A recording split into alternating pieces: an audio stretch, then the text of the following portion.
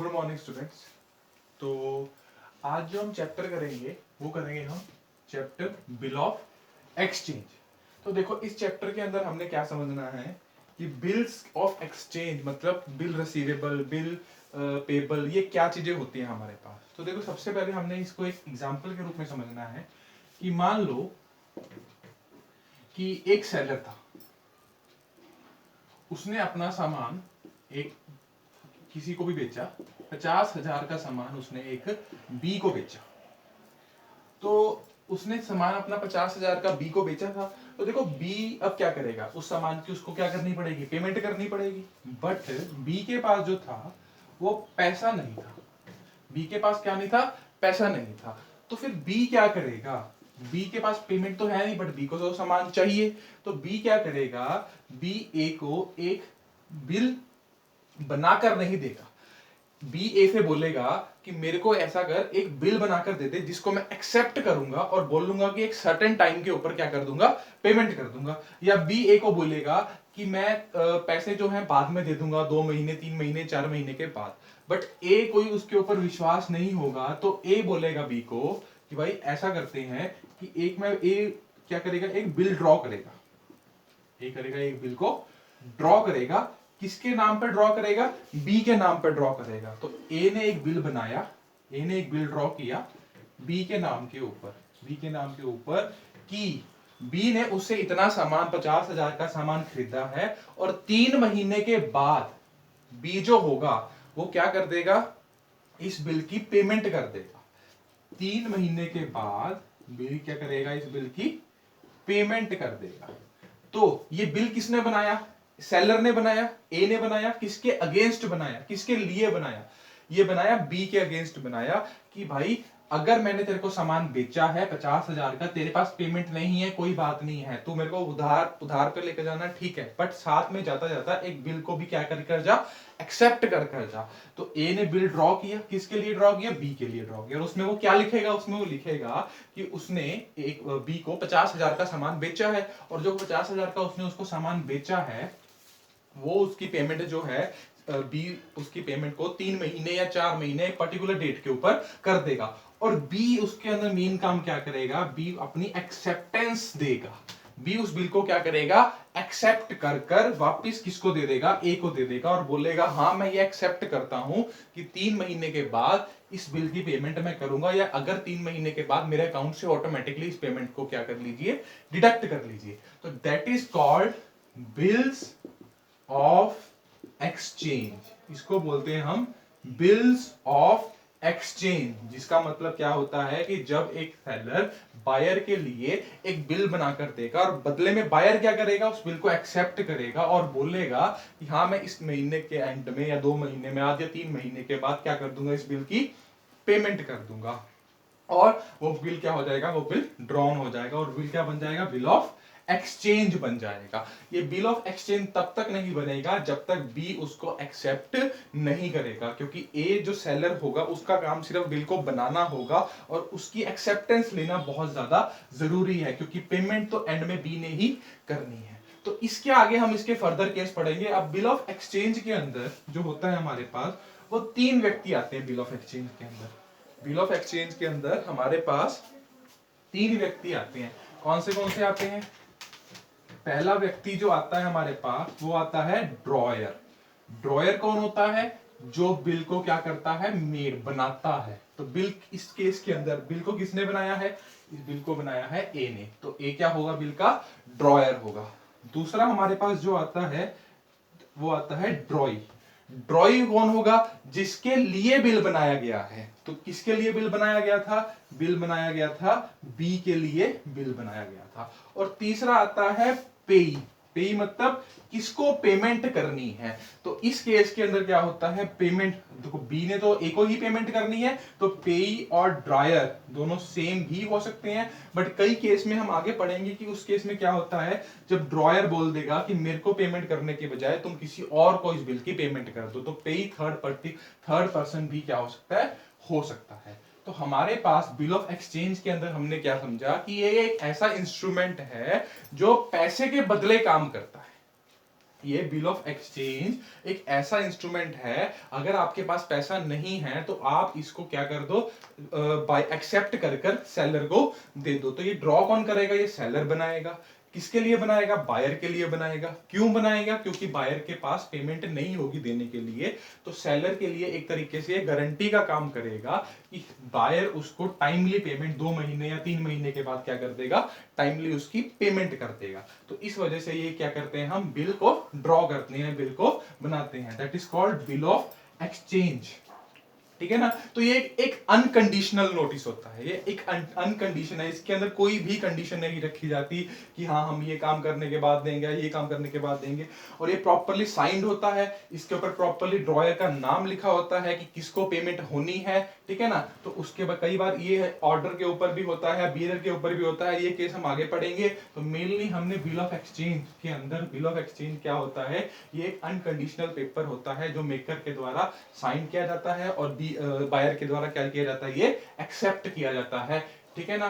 तो इसका काम, बिल ऑफ एक्सचेंज का काम मेनली क्या होता है, सेलर को गारंटी देना कि हाँ उसकी पेमेंट जो है उसको रिसीव्ड हो जाएगी, उसकी पेमेंट उसको क्या हो जाएगी, मिल जाएगी। तो देखो इस केस के अंदर भी हमने यही देखा है कि जो एक सेलर है वो बी से क्या करेगा, सामान बेचेगा और बदले में बी से क्या डिमांड करेगा, पेमेंट की डिमांड करेगा। बट बी के पास पेमेंट नहीं है तो सेलर बोलेगा कि मैं क्या ड्रॉ करूंगा, बिल ड्रॉ करूंगा। तो बिल कौन बनाता है, ड्रॉयर। ड्रॉयर कौन होगा, ए।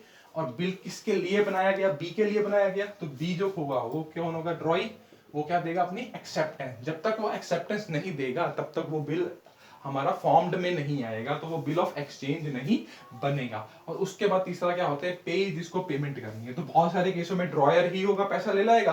और कई केसों में होता है कि जो थर्ड पार्टी, ड्रॉयर बोलेगा किसी और को पेमेंट कर दो, तो वो थर्ड पार्टी को क्या हो जाती है, उसकी पेमेंट हो जाती है। ठीक है। तो देखो बिल ऑफ एक्सचेंज के साथ ही एक और इसके अंदर चीज आती है हमारे पास, प्रोमिसरी नोट। एक चीज आती है हमारे पास, प्रोमिसरी नोट। तो जो प्रोमिसरी नोट होता है, इस ये भी एक अनकंडीशनल नोटिस होता है, पेपर होता है। तो इसका मेन कौन बनाता है, ये जो प्रोमिसरी नोट है ये बनाएगा बायर बनाएगा। ठीक है ना। तो मेकर बनाएगा। मेकर कौन होता है इसका, बायर। जिसने सामान खरीदा वो इस बिल को क्या करेगा, मेड करेगा, बनाएगा। और किसको देगा, किसके लिए बनाएगा, ये सेलर के लिए, अपनी तरफ से। पहले क्या होता था बिल ऑफ एक्सचेंज के अंदर, उसको बना था सेलर, जो बायर था वो उसको क्या करता था, एक्सेप्ट करता था। बट इस केस के अंदर, इस प्रोमिसरी नोट, नाम से पता चल रहा है कि प्रोमिसरी नोट की बायर प्रॉमिस करता है कि इस डेट को वो इस पर्सन को, इस पर्टिकुलर पर्सन को क्या कर देगा, पेमेंट कर देगा। तो कोई साइन की, कोई एक्सेप्टेंस की इसके अंदर जरूरत नहीं है। सिर्फ और सिर्फ बायर साइन कर ये बिल अपना किसको दे देगा, सेलर को दे देगा। That is called promissory note, जिसमें वो प्रॉमिस करता है। ये कौन बनाएगा, ये बायर बनाएगा। जो बिल ऑफ एक्सचेंज होता था वो कौन बनाता था, वो सेलर बनाता था। और अपनी बायर से एक्सेप्टेंस लेकर वो बिल वापस अपने पास रख लेता था। बट इसके अंदर ये बिल कौन बनाएगा, ये बायर बनाएगा। और ये किसको देगा, सेलर को देगा कि मैं आपको प्रॉमिस कर रहा हूं कि मैं इस टाइम पे आपको इसकी क्या कर दूंगा, पेमेंट कर दूंगा। ठीक है ना। तो हमने बिल ऑफ एक्सचेंज और प्रोमिसरी नोट के अंदर फर्क समझना है कि जो बिल ऑफ एक्सचेंज है, जो बिल ऑफ एक्सचेंज है, इसको कौन बनाएगा, इसको सेलर बनाएगा। इसके अंदर ड्रॉअर कौन होगा, सेलर होगा। बट इसको कौन बनाएगा, बायर ही बनाएगा। प्रॉमिस, वो सिर्फ इसको प्रॉमिस कर रहा है, तो इसके अंदर कोई एक्सेप्टेंस किसी की जरूरत नहीं है। बट बिल ऑफ एक्सचेंज के अंदर हमें क्या लेना पड़ता है, एक्सेप्टेंस भी लेना पड़ता है। ठीक है ना। प्रॉपरली उस पर साइन करवाने पड़ते हैं। तो इसके अंदर ऐसा कुछ नहीं है, सिंपल बायर इस बिल को किसको दे देगा, सेलर को प्रोवाइड कर दे। तो उसके बाद हमारे पास जो इसके अंदर केस आता है, वो आता है हमारे पास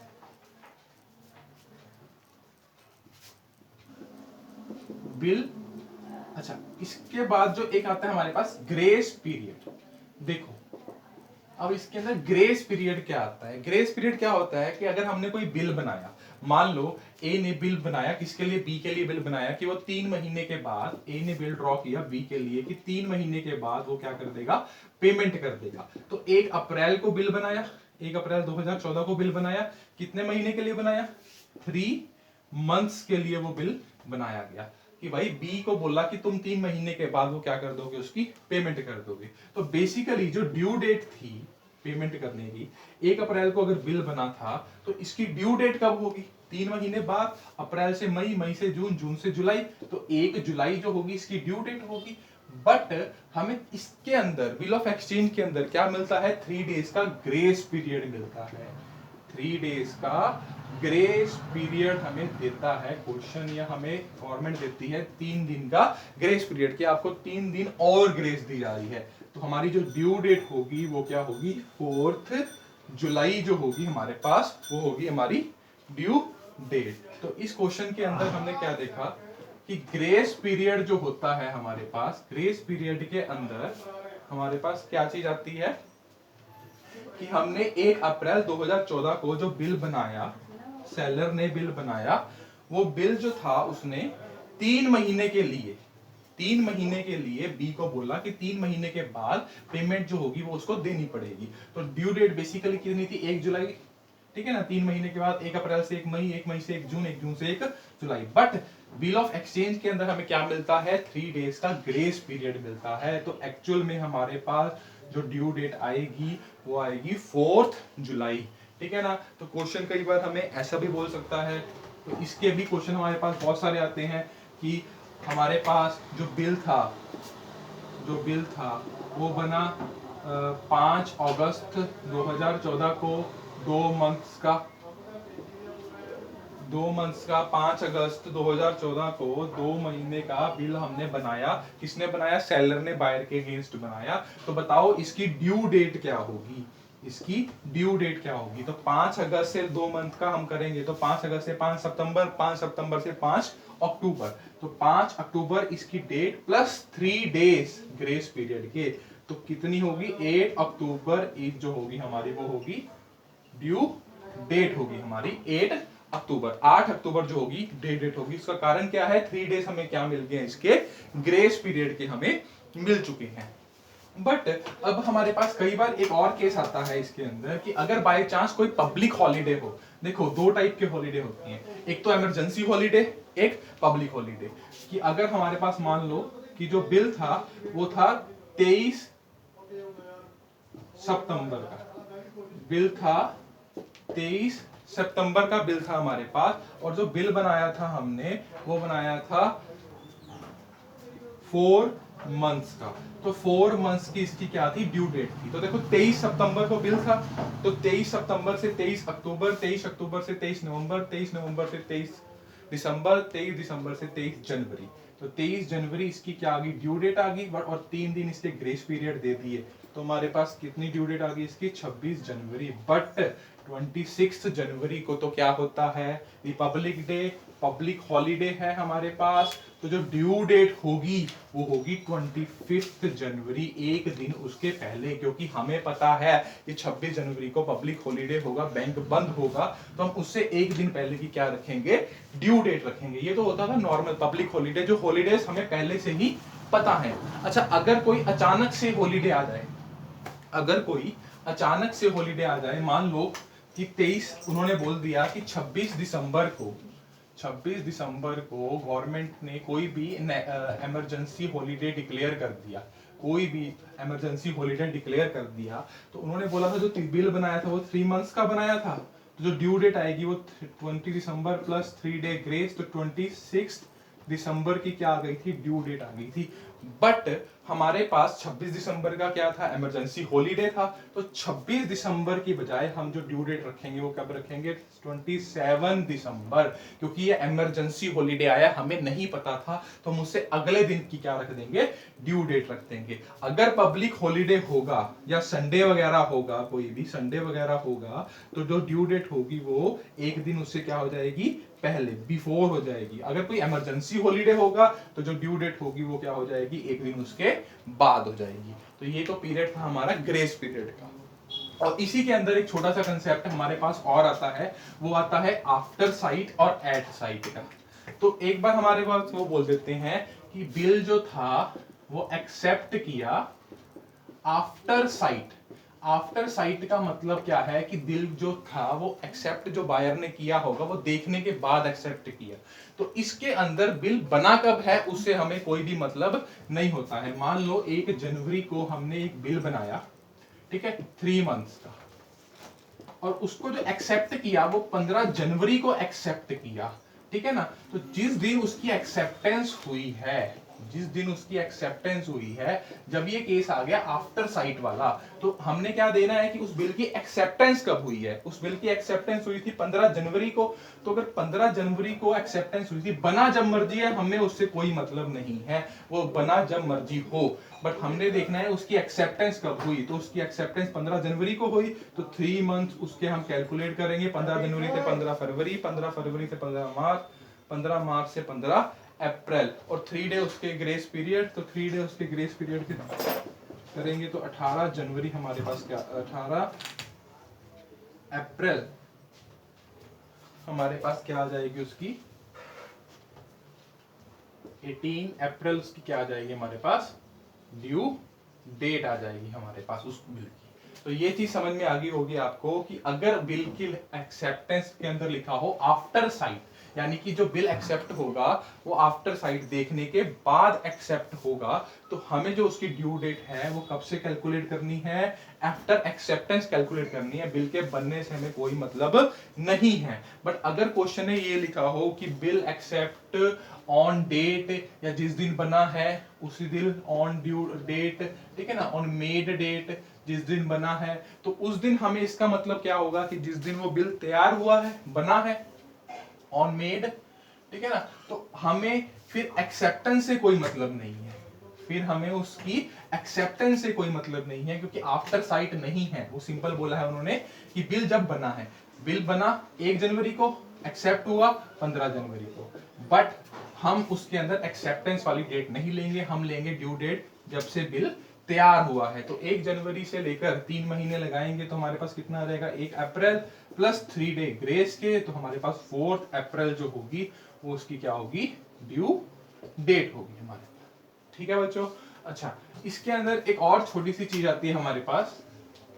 कई बार हमें वो ऐसे दे देते हैं कि 13 जुलाई को बिल बनाया 30 डेज के लिए, 13 जुलाई को बिल बनाया 30 डेज के लिए, तो 30 दिन हमने इसके कैलकुलेट करने, इसको महीने की तरह नहीं कैलकुलेट करना। इसके अंदर 30 जुलाई के अंदर हमने 30 दिन को प्लस करके फिर 3 दिन ग्रेस के लगाने हैं, तो 30 दिन इसके कैलकुलेट करने हैं। तो 17 दिन तो जुलाई का महीना जो 31 का होता है, तो 13 जुलाई के बाद जुलाई के महीने का 18 डेज तो जुलाई के महीने के रह गए, और 12 डेज और चाहिए होंगे हमें अगस्त के, और 3 डेज और चाहिए होंगे। तो हमारे पास जो ड्यू डेट आएगी वो कब आएगी, 15 अगस्त। बट 15 अगस्त तो हमारे पास क्या होता है, पब्लिक हॉलीडे पहले से ही पता है, तो जो ड्यू डेट होगी वो क्या होगी, 14 अगस्त, एक दिन पहले की हमारे पास क्या आ जाएगी, ड्यू डेट आ जाएगी। तो ये बात याद रखनी है कि 13 जुलाई दे दिए 30 डेज, अच्छा 1 मंथ देते, अगर वो 1 मंथ देते तो जो ड्यू डेट होती इसके अंदर 1 मंथ, 13 जुलाई से 13 अगस्त, और 3 डेज ग्रेस पीरियड के, तो 16 August is our due date. But अगर हमें ऐसे डेज वाइज दे दिया उन्होंने कि 13 जुलाई है, 30 दिन है, 1 मंथ ना लिखा हो, 30 दिन लिखा हो, तो 30 दिन उसके बाद कैलकुलेट करने हैं, और 3 दिन ग्रेस के देने हैं हमने, और उसके बाद जो हमारे पास कैलकुलेट होगी वो होगी इसकी ड्यू डेट। तो ये था हमारे पास बिल ऑफ एक्सचेंज का कॉन्सेप्ट, कि बिल ऑफ एक्सचेंज का मतलब क्या होता है। ठीक है, तो नेक्स्ट वीडियो के अंदर हम क्वेश्चन सॉल्व करेंगे। तो सबसे पहले जो हमारे पास केस था वो था retaining the bill till due date, retaining the bill till due date, मतलब इसका मतलब है जो सेलर ने जो बिल था वो प्रॉपर ड्यू डेट तक अपने पास रखा, और नॉर्मली वो क्या हो गया, बैंक में ही गया। देखो इसके अंदर हमने ये चीज समझनी है कि इसका प्रोसेस क्या होता है। अगर ए ने गुड सोल्ड करे हैं बी को, तो ए क्या देगा, इसको बिल देगा, बी क्या करेगा, उस बिल को एक्सेप्ट करेगा, और वापस किसको कर देगा, वो बिल को ए को ही वापस कर देगा। ए उस बिल को क्या करेगा, जब टाइम पूरा हो जाएगा, जब टाइम क्या हो जाएगा, कंप्लीट हो जाएगा, आफ्टर कंप्लीशन वो इस बिल को कहां लेकर जाएगा, बैंक में लेकर जाएगा, और बैंक वाले उसके अकाउंट में वो पैसा क्या कर देंगे, ट्रांसफर कर देंगे। किसके अकाउंट के अंदर, ए के अंदर, किसके अकाउंट से काटकर, बी के अकाउंट से काटकर, क्योंकि बी ने अपनी एक्सेप्टेंस दे रखी होती है। ठीक है ना। तो ये नॉर्मली इसके अंदर केस होता है। बट कई केसेस के अंदर क्या होता है कि ए को थोड़ा सा पैसे की जल्दी होती है तो वो उस पैसे को जल्दी ले जाता है, कई बार उसके अकाउंट में पैसा नहीं निकलता है। तो ये डिफरेंट डिफरेंट केस हमने इस क्वेश्चन सीरीज के अंदर हम करेंगे। तो सबसे पहले जो हमारे पास केस आता है वो आता है कि retaining the bill till due date, मतलब जो सेलर था उसने ड्यू डेट के ऊपर ही जाकर अपने बिल को क्या कर दिया, रिटेन कर दिया, यानी कि वहां तक अपना बिल जो था वो उसने क्या किया, रखा। तो देखो हमारे पास सबसे पहले इसके अंदर हमने दो चीजों के अकाउंट बनाने हैं, एक तो सेलर के एक बायर के। इन दोनों अकाउंट्स के अंदर हमने इनकी क्या डालनी है, जर्नल एंट्रीज डालनी है। तो देखो सबसे पहले है क्वेश्चन नंबर 3। क्वेश्चन नंबर 3 के अंदर उन्होंने क्या बोला कि on 1 January 2019 Ajay sold goods to Bhushan, यानी कि अजय ने भूषण को गुड्स बेची हैं। तो अजय क्या होगा, सेलर, और भूषण क्या होगा, बायर। अजय होगा हमारा सेलर और भूषण क्या होगा, हमारा बायर होगा। तो अजय ने गुड्स बेचे, कितने के गुड्स बेचे, 50,000 के अजय ने क्या किए हैं, उसको गुड्स होल्ड किए हैं। और अजय ने बिल ड्रॉ कर दिया 2 मंथ का। तो देखो सबसे पहले क्या केस हुआ कि अजय ने भूषण को क्या बेचा है, गुड्स सेल करे हैं। तो सबसे पहले इसकी एंट्री क्या होगी, Bhushan account debited to sale 50,000 और 50,000, यानी कि अजय जो सेलर, जो अजय है उसकी बुक्स के अंदर हम क्या डालेंगे कि भूषण उसका क्या बन गया, डेटर बन गया और उसने क्या कर दी, सेल कर दी। और बायर की बुक्स के अंदर हम क्या एंट्री डालेंगे, परचेज अकाउंट डेबिट टू, किससे खरीदा उसने, अजय से खरीदा, यानी कि परचेज सामान आ गया उसके बाद और अजय उसका क्या बन गया, बायर का क्रेडिटर बन गया कि अभी भूषण ने अजय को क्या करनी है, 50,000 की पेमेंट करनी है। तो अब गुड्स बेच दिए तो दो केस होंगे, या तो जो भूषण होगा वो तो पेमेंट करेगा, अगर वो पेमेंट नहीं करेगा तो वो क्या बना कर देगा, बिल ऑफ एक्सचेंज बना कर देगा। तो अब उसने क्या कर दिया, बिल ऑफ एक्सचेंज बना दिया। तो बिल ऑफ एक्सचेंज मतलब इसके लिए वो क्या होगा, बिल रिसीवेबल। इसको वो क्या थे, बिल मिलने थे। इसको जो था, जो अजय के लिए, जो सेलर के लिए था, वो उसकी क्या बन गई, एसेट बन गई, बिल रिसीवेबल की। उसने 50,000 रुपए के बिल क्या करने हैं, रिसीव करने हैं। किससे रिसीव करने हैं, भूषण से, कि उसका अब डेटर कम हो गया और बिल रिसीवेबल उसके अकाउंट के अंदर, उसकी बुक्स के अंदर शो करने लग गए हैं। और ऐसे ही इसका क्या हुआ, अजय जो क्रेडिटर था वो क्या हो गया, कम हो गया। टू बिल्स, इसने क्या करनी है, बिल को पे करना है। तो इसके लिए क्या आएगा, बिल पेबल आएगा। इसके अकाउंट्स के क्या अंदर शो होगा, बिल पेबल शो होगा। तो नॉर्मली देखो इस चीज को समझो, Bhushan account debited to sale account and bill receivable account debited to Bhushan account. और इसके अंदर क्या था, purchase account debited to Ajay account, यानी इसने सामान अजय से खरीदा था तो परचेज डेबिट हो गया, अजय इसका क्या बन गया, क्रेडिटर बन गया। अब अजय को क्रेडिटर से इसने कम कर दिया क्योंकि ये क्रेडिटर, इसका लायबिलिटी कम होगी और दूसरी तरफ से इसकी लायबिलिटी बिल्स पेबल के रूप में क्या हो गई, जनरेट होगी। अब इसने पैसे अजय को नहीं देने, इसने बिल्स की पेमेंट करनी है 50,000 की, और इसने पैसे भूषण से नहीं रिसीव करने हैं, इसने बिल्स रिसीव करने हैं। और आफ्टर, अब इन्होंने क्या बोला था, जो बिल बनाया था वो कब बनाया था, वो बनाया था 1 जनवरी 2019 को बनाया था। कितने महीनों का बनाया था, बिल बना था, जो बना था 2 महीनों का बना था, ठीक है ना। तो 2 महीनों का बिल बना था, तो 1 जनवरी 2019, तो जो अजय होगा वो बैंक में कितने महीनों के बाद जाएगा, 2 महीने 3 दिन के बाद। तो 2 महीने की 3 दिन के बाद कौन सी डेट को जाएगा, वो 4 मार्च को। 4 मार्च को अजय के अकाउंट में क्या आ जाएंगे, पैसे आ जाएंगे और टू बिल रिसीवेबल क्या हो जाएगा, खत्म, बिल उसके खत्म हो जाएंगे और जो उसके अकाउंट में क्या हो जाएंगे, पैसे आ जाएंगे। ऐसे ही इसके बिल्स पेबल अकाउंट क्या हो जाएगा, डेबिट लायबिलिटी कम, और इसके बैंक से क्या हो जाएगा, पैसे कट जाएंगे। तो ये तो थी हमारे पास फर्स्ट एंट्री, फर्स्ट केस के अंदर। ये बिल्कुल बेसिक एंट्री हमारे पास। सबसे पहले हमने सेल की एंट्री डाली, सेल के बाद हमने बिल रिसीव की। अब इसका भूषण से पैसा नहीं लेना, इसने क्या करने हैं, बिल रिसीव करने हैं। और उसके बाद 2 महीने के बाद 3 दिन के बाद वो बैंक में जाएगा और बैंक में उसके पैसे आ जाएंगे और बिल क्या हो जाएंगे, उसके खत्म हो जाएंगे। तो ये था हमारे पास पहला केस। इस केस के अंदर हमने क्या करना है, तो इसी तरीके का हम दूसरा क्वेश्चन देखते हैं। हमारे पास क्वेश्चन है क्वेश्चन नंबर 5 की ऑन, उसके अंदर भी हमने किसके अकाउंट बनाने हैं, सेलर के और बायर का। तो सबसे पहले हमने इसके अंदर ये डिसाइड करना है कि सेलर कौन है और बायर कौन है। तो on February 6 2017 A sold goods for ₹1 lakh to B. A ने जो गुड्स थे मतलब ए सेलर है और बी कौन है, बायर है। ए ने गुड्स किसको बेची हैं, बी को बेची हैं। तो सबसे पहले इसकी एंट्री क्या होगी कि बी अकाउंट डेबिट, ए ने बी से पैसे लेने हैं, कितने लेने हैं 1 लाख टू सेल, कितने की 1 लाख की। और इसका क्या होगा, purchase account debited to a account, इसने कितनी पेमेंट करनी है ए को 1 लाख की, और 1 लाख की इसने क्या करनी है, इसको पेमेंट करनी है, ठीक है। और उसके बाद हमारे पास उन्होंने क्या बोला कि 40% जो पेमेंट थी वो इमीडिएटली पे ने कर दी, और उसको 500 रुपए का क्या दे दिया, कैश डिस्काउंट दे दिया। ए ने 40% पेमेंट यानी कि 40,000 तो इमीडिएटली पे कर दिए, तो इसको कितना पैसा इसके बैंक में आ गया होगा, बैंक अकाउंट डेबिटेड, कितना आ गया होगा 39,500, क्योंकि 40,000 था और 500 का क्या मिल गया था इसको, डिस्काउंट। तो इसके लिए ये डिस्काउंट क्या हो गया, एक्सपेंस हो गया 500 का। टू किससे मिला है, बी से, यानी कि इसका बी जो था डेप्टर था वो कितना कम हो गया, 40,000 कम हो गया, सारा नहीं कम हुआ। और इधर इन्होंने क्या कर दिया, एज अकाउंट डेबिटेड, कितने से, कितनी पेमेंट करी है ए को 40,000 की, इन्होंने क्या कर दी, ए 40 से कम हो गया। टू बैंक, बैंक से कितना गया 39,500, और टू डिस्काउंट, इसके लिए डिस्काउंट क्या हो गई, इनकम हो गई, इसको 500 रुपए का क्या हो गया, फायदा हो गया। तो इसका 40,000 का ए कम हो गया, बट बैंक से सिर्फ 39,500 गए, 500 का इसको क्या मिल गया, कैश डिस्काउंट मिल गया। तो ठीक है, ये थी हमारे पास बेसिकली 2 एंट्री। अब जो बचा 60,000 है, उसका उन्होंने क्या बोला कि जो उसका उन्होंने बिल बना दिया 30 दिन के बाद, 30 दिन के बाद उन्होंने क्या बना दिया, बिल बना दिया। और जो बिल, तो 30 दिन, सबसे पहले बिल बना कब था, बिल बना था 6 फरवरी को बिल बना था।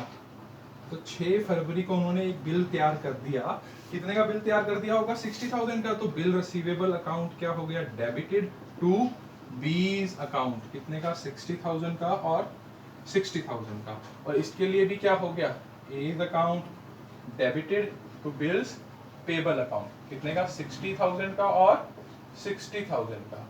अब इन्होंने क्या बोला, इसके बाद इन्होंने क्या बोला कि ये 30 दिन के लिए बनाया था, बट जो ये बिल बना था 30 दिन के लिए, जो इसकी ड्यू डेट थी वो क्या थी, पब्लिक हॉलीडे थी। पब्लिक हॉलीडे थी मतलब जो इसकी ड्यू डेट आएगी वो 30 दिन लगाएंगे हम, तो हमारे पास 6 फरवरी से 30 दिन आएंगे, हमारे पास 11 मार्च आ जाएगी। बट जो इसकी ड्यू डेट थी वो पब्लिक हॉलीडे थी 11 मार्च को, तो हम इसका दिन कौन सा लेंगे, एक दिन पहले लेंगे, 10 मार्च लेंगे, कि 10 मार्च को हमारे पास क्या आ गया, बैंक में गया और पैसा ले आया। तो बैंक अकाउंट क्या होगा, डेबिटेड 60,000 से, टू बिल खत्म 60,000 का। और इसने भी क्या कर दी, bills payable account debited to bank account 60,000 और 60,000। तो इसकी पेमेंट खत्म हो गई है, और इसकी बैंक के अंदर से इसको पैसा मिल गया है, और इसकी लायबिलिटी खत्म, और इसके बैंक से पैसा कट गया है। तो ये चीज ध्यान से देखनी है कि 6 फरवरी को बिल बनाया था 30 दिन के लिए, तो 6 February plus 30 days plus 3 days grace, क्यों ये कितना आ गया, 11 मार्च आ गया। बट 11 मार्च को क्या था, पब्लिक हॉलीडे था, तो हम कौन सी ड्यू डेट लेंगे इसकी, 10 मार्च को हम क्या लेंगे, इसकी ड्यू डेट। ठीक है बच्चों, तो ये बेसिक थे हमारे। तो अगले जो क्वेश्चन है वो अपनी नेक्स्ट वीडियो के अंदर हम करेंगे।